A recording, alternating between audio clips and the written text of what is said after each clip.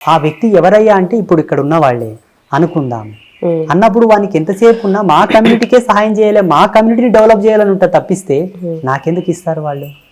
పోనీ నా అనుకున్న నా కమ్యూనిటీ వాళ్ళు ఎవరైనా నాకు సాయం చేద్దాం అనుకుంటే వాళ్ళకు దేవుడు అంటేనే భక్తి లేదు కదా. అంటే మీకు కాదు కదా గురువుగారు, దేవుడిని చూసి ఇవ్వాలి కదా.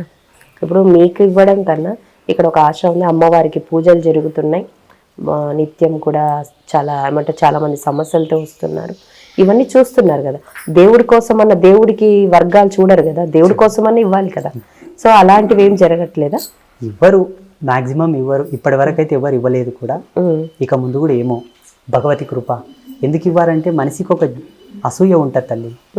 ఎంతసేపు నా మన అనేది కాదు, నా వాడు వయసుకు చిన్నవాడైనా అంటిముట్టని జాతిలో పుట్టినవాడైనా ఈ సనాతన ధర్మం గురించి ఇంతటి విజ్ఞాన శకలంలో చెబుతున్నాడు కదా.